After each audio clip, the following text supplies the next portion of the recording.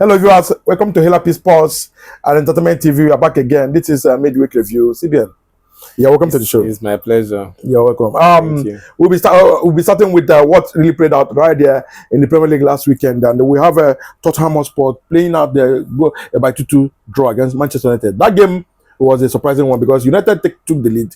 You know, before you know it, Tottenham had to equalize and also took the lead as well. Then before you know it, United within 9 minutes, United had to equalize by and the game ended 2-2 draw. Yeah, it was an interesting game because these are the two among the two heavyweights in England, and we actually expected a very good, very big and interesting contest, and it did not disappoint. So Manchester United had the upper hand after scoring first, and everybody were thinking maybe it's going to be their day because they've not beaten Tottenham for a long time, for so many seasons now. So for them to be leading and then during the dying minutes, Tottenham had to equalize and then scored again, and as if we're actually thinking, okay, maybe that's it. Maybe Tottenham we're going to go home with the 3 points. Manchester United came back again, and then they got their equalizer and it ended 2-2. So it was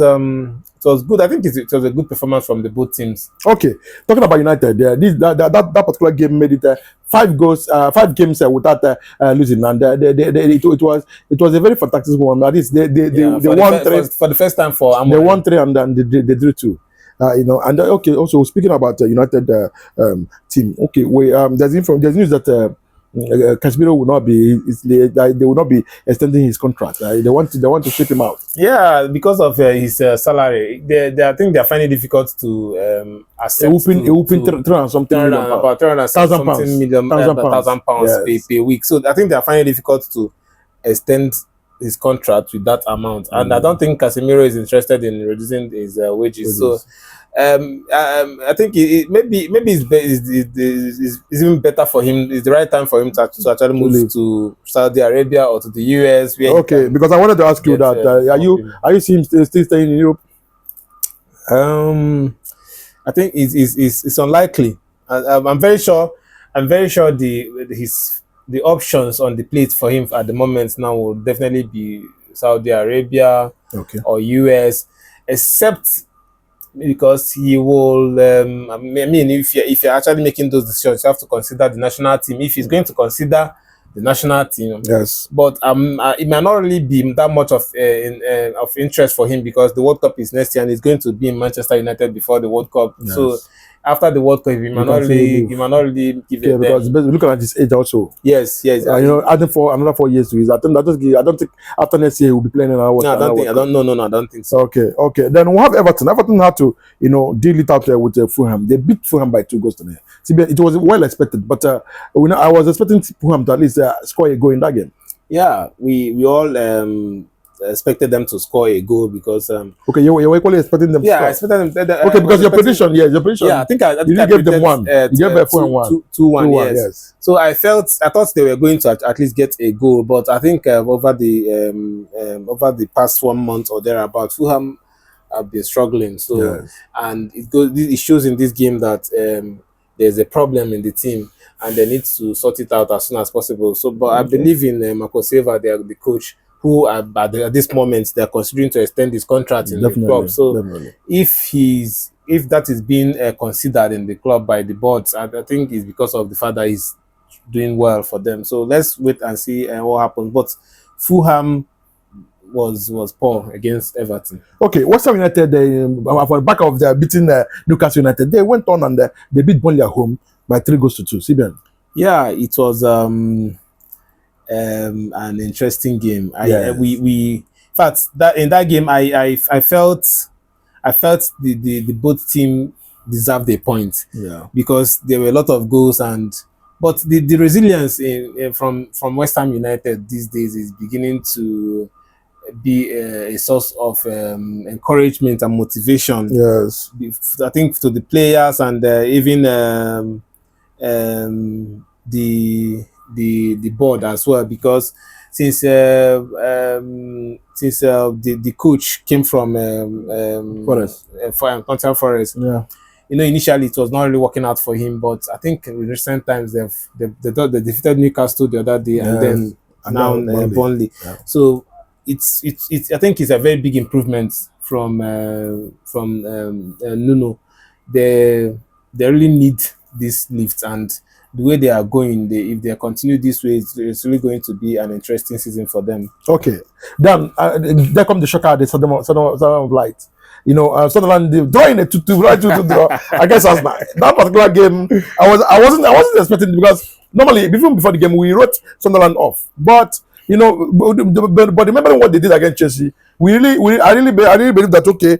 Then after the first half, I said no, these guys are really serious about this game, But Arsenal, Arsenal thought they're already going home with the 3 points. Then 10 minutes, there came the shocker, that the equalizer. Yeah, it was.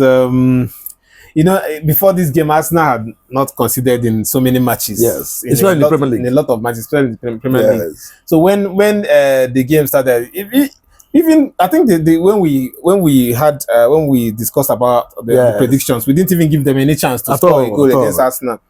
But they got that momentum and that belief that anything is possible and that they can go all the way.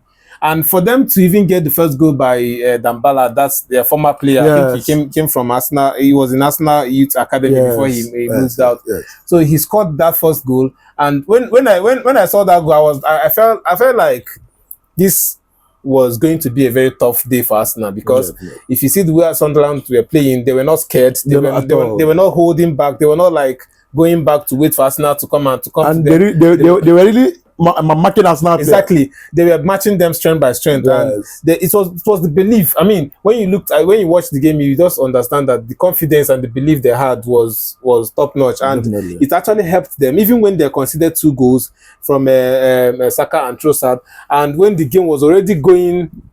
Like when it was already looking like they were going to lose, they came back, and if you see the goal that they scored in that 9 minutes by Brian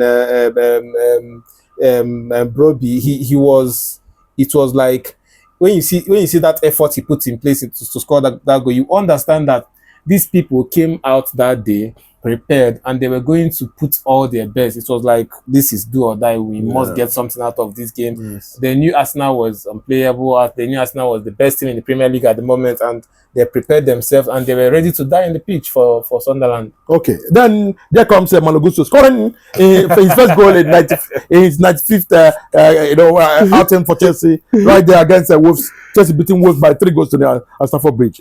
See, in that particular game, we are so happy for Gusto. For the first time in 95 games, he was able to at least find the back of the net. Yeah, it was actually good to see, to watch him score, because I think it's his first professional goal. Yeah. So it's not just his first goal for Chelsea. Malo Gusto, he has already been unlucky with scoring goals. Yes. He's a fantastic player. He's been doing very well this season. I mean, Enzo Maresca has put a lot of faith in him, and he's repaying the coach. And I think he's equally paying off for him, because he's been invited for the French national team these days. Yes. So him scoring that goal, I think it's something that is very interesting to see. Yeah. He was very clear, and then the Garnacho sent in the cross, and then he headed home. It's really something that should motivate him to do more. Yeah. Because he really deserves it, because since this season started, he has been performing. He has been playing in so many positions.